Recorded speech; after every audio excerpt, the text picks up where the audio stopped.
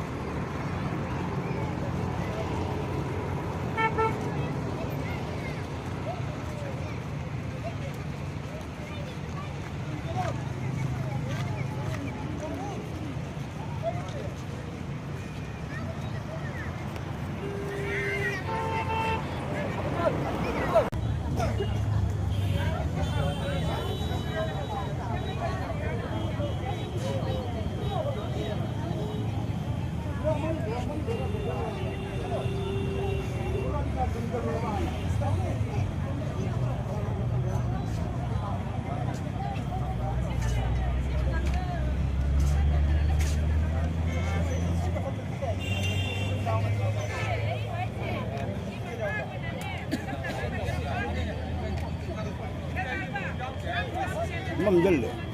các anh hướng ra rồi.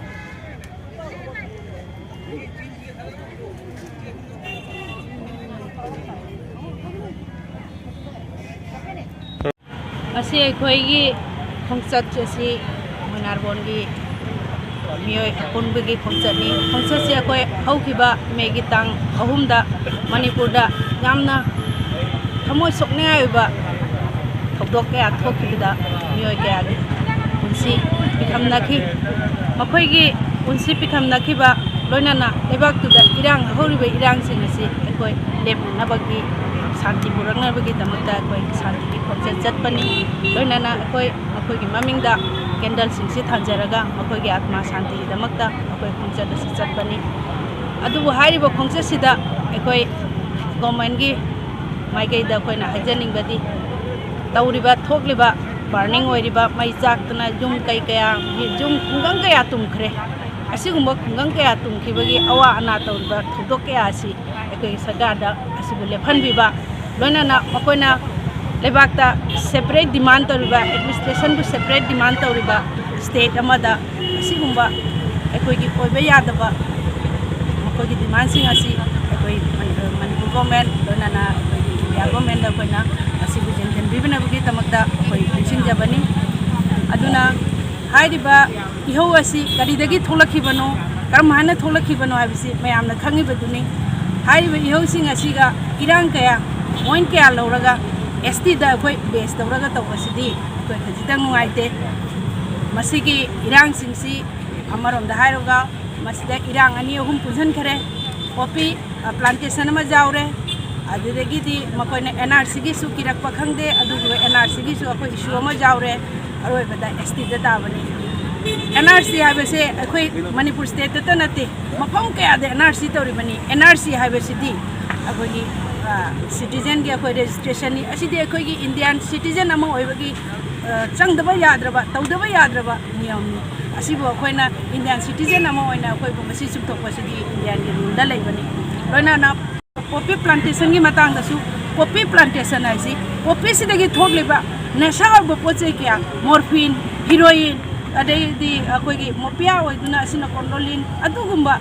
nesha ba poche kya semaga ngasi ga hugolale na harol sida kaya amang ba pirei ngasi gi naharol sing sigi amang ba kaya asi tungi jumbi oi hodor ba ngang sing sigi mangi ba sing asi muthat narmagi akoi poppy plantation asi sarkar na rokhali ba thorang asi akoi support to pamri adugi matang da ama aduga loina na hujik ST gi matang da ST akoi mitai na ST tan basi any ST amada karingma disturb mo ibam thokte ngasi Mainarbon United Committee na sinjalangjeduna peace rally hojik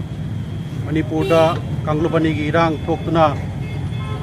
akhoi gi iram da Manipur da gi mari oiriba kaya sing yum kaya ai chaktuna kunta lansinaraba kaya yauri haiba nungaitaba adugum loba thodok haukiba megi tang ahum da thokiba thodok tu mari leinana akhoi khungang Mainarbon United Committee na sinjalangjeduna ngasi peace ki oiba rally ama sinjalangjabani hairiba rally asida Madugram gi club Maira Paibi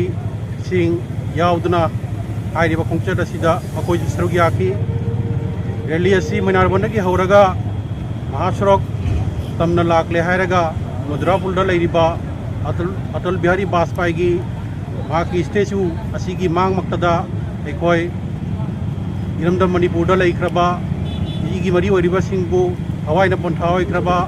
makoi gi atma shanti gi damakta amadi amukhanna tangbu leita aba